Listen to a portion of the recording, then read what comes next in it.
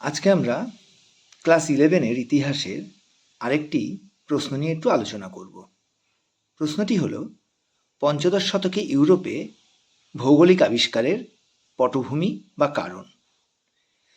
পঞ্চদশ শতকে ইউরোপের ইতিহাসের এক গুরুত্বপূর্ণ ঘটনা হলো বিভিন্ন ভৌগোলিক আবিষ্কার। একদিকে যেমন নতুন নতুন বৈজ্ঞানিক আবিষ্কার, তার সাথে সাথে অন্যদিকে বাণিজ্যের বিকাশ, প্রযুক্তিবিদ্যার অগ্রগতি,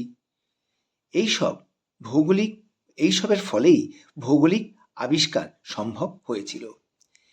আমরা যদি ভৌগোলিক আবিষ্কারের প্রধান কারণগুলি দেখি, তাহলে দেখতে পাবো তা নিম্নরূপ। প্রথমেই আসা যাক, প্রথমত পর্যটকদের বিবরণ। পঞ্চদশ শতকে ইউরোপে যে সামুদ্রিক অভিযান শুরু হয়েছিল, তার অন্যতম কারণ ছিল পর্যটকদের বিবরণ।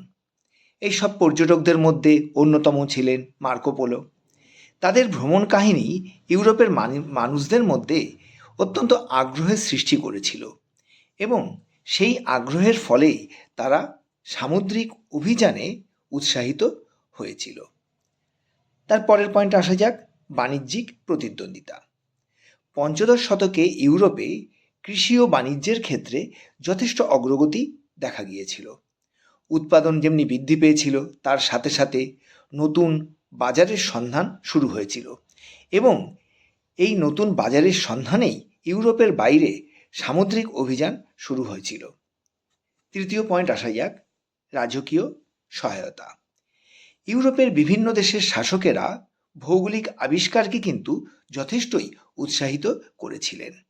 এমনকি দেখা যায় কোনো কোনো শাসক ভৌগোলিক অভিযানের যে ব্যয়ভার, তাও কিন্তু বহন করেছিল।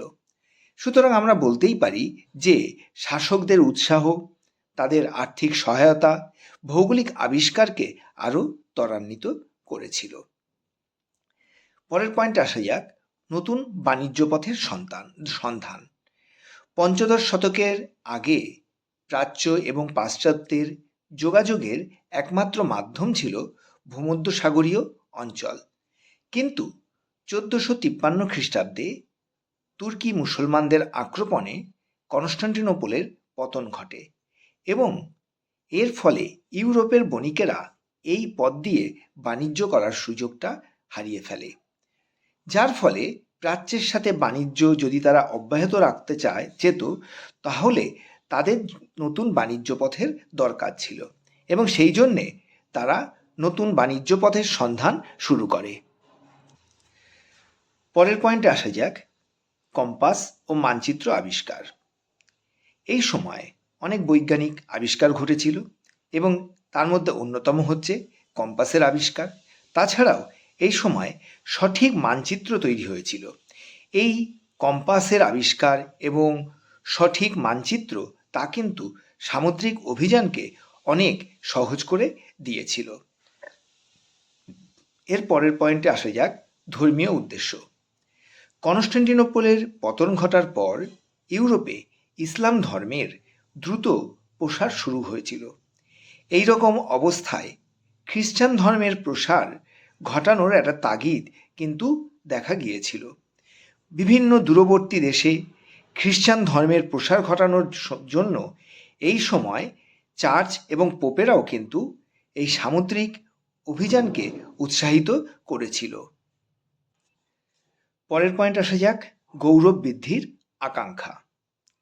সামুদ্রিক অভিযান, তার মাধ্যমে নতুন নতুন দেশের আবিষ্কার এবং সেই সব দেশে উপনিবেশ গড়ে তোলাকে এই সময় ইউরোপের দেশগুলি মনে করত গৌরবের ব্যাপার।